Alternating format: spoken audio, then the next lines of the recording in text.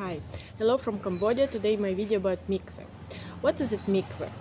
Mikveh is a pool with natural water that Jewish people use for some ritual ceremony or for restoration of uh, ritual impurity. And maybe the most common, or everybody know it, when woman married, she have to immerse herself in the mikveh after the monthly period. So in Shulchan Aruch you can check all the requirements, how it should be built and where it can be, who can immerse, and the laws before the mikveh immersion and after. But I would like to do the video about what is this mikveh and its importance and where we can find it in Torah and why it's so important for us.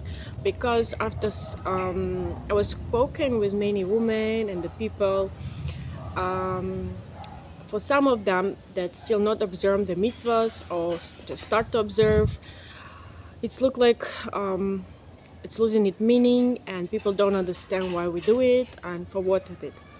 So I would like to start with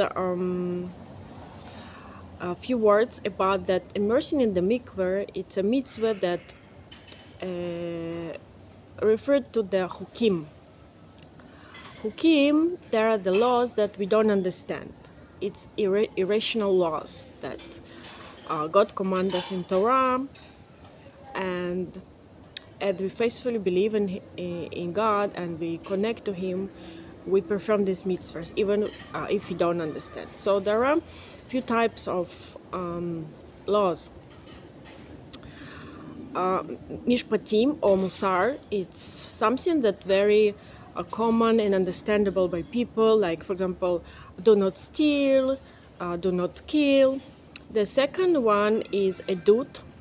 For example, we're doing Shabbat and it reminds us how we go out from the Mitzrayim, or Pesach, or Sukkot, we are building Sukkah and living it and eating it. It also reminds us when we go out from the Egypt, Mitzrayim, we build some, let's say, temporary shelters and live in desert. And Mikveh, it's a law that connects to Hukim. And to perform that mitzvah, we acknowledge and we confirm that we believe in Hashem and we connect to Him and we want to do His mitzvahs. In Talmud, in Tractat Yoma, there is written, the Yetzer Hara, another nation, tried to cancel and obey exactly these laws, Hukim, because they are irrational. So because they don't understand what are they, so they try to make us far from it, or try to cancel them, or try to do activities that against them. We know when we received 10 commandments of Torah in Mountain Sinai, our first reaction was Naseh v'nishma. So first we are doing, and then we try to understand why we do it. In Midrash it explained that Hashem asked many nations, would you like to do this mitzvah, receive the Torah, and the first reaction of them was, why we need to do it, first you explain us and then when we do. And the part of the another nation, that's now called Jewish, they said, no, we do and then we listen. And there is one story about one rabbi, that was studying Torah and he didn't notice how his finger was bleeding. He even didn't feel the pain during his study of the Torah, how he was involved into the studying. In Dvarim, it's written, observe and perform mitzvahs because there is wisdom and understanding in front of eyes of other nation. We are here as, let's say, like a partners of Hashem to spread the knowledge about godness, about Hashem, and to be kind of a reminder when we perform all the mitzvahs, and also we observe Shabbat and all the holidays, high holidays, Shavuot, Pesach, Sukkot. That what we remind to ourselves first of all, and to another nation, that what's written in Torah is true. That generation by generation, we are doing the same, and this is how it's passing through the history.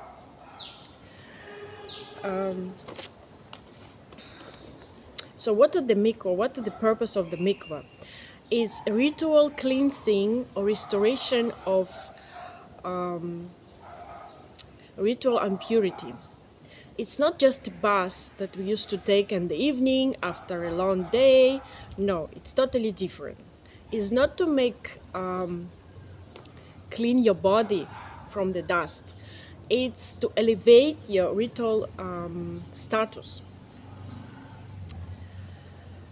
And one of the laws that our Chachamim give us, it was written that body cannot make you impure, tame, and water cannot clean you, cannot make you Tora. But Hashem tells us that He made the laws, and the dead body, if you come in contact with the dead body, it makes you spiritually impure. We call it tame. And if you go immerse through the mikveh, so the water will elevate our spiritual, it's cleaner our spiritual impurity. We say taor, we became taor. And nobody can break this law. So one of the first where we can find it in Torah. So it's in Chumash. So I have printed Chumash. It's Sefer Shmot. We know that Chumash divided in 5 books. So it's second book Shmot, and it's Parasha Yitro, and it's Perek Yud Tet. So what say before Moses received Torah from the and 10 commandments from the Hashem command him, but literally it says here, Vechibesu simcholotam. So basically it's wash your clothes. But it's no meaning just to say to wash your clothes. We know, yeah, we stay in front of the king, in front of Hashem, we have to wear the clean clothes. It's mean they have to go through the mikveh. The second time we can find it, it's when it was a Mishkan, when the movable Bet HaMikdash. Then on the ceremony on the ceremony that declared that Aaron, the brother of Moshe, become a high priest, they are supposed to immerse into Mikveh. And to change their spiritual level, to elevate them, to make them more connect to Hashem. Through immerse of the mikveh, we delete our ego, we delete ourselves, we kind of nullify ourselves, go through the mikveh, we become spiritually pure, and that's how we can accept the divine light coming into us, and that's why Aaron was going through this. Also, there are many cases when the Bet HaMikdash was existed. For example, in the Day of Atonement, we know we are fasting, and before that in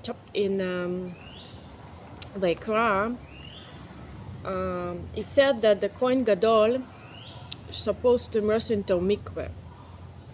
There was a ritual ceremony, and before you go enter into Kodesh Kodashim, where it was Aron HaBrit, it's supposed to change the clothes from the white to the golden clothes, and he's supposed to immerse into mikveh. So every time he go in and out, he's supposed to go through the mikveh.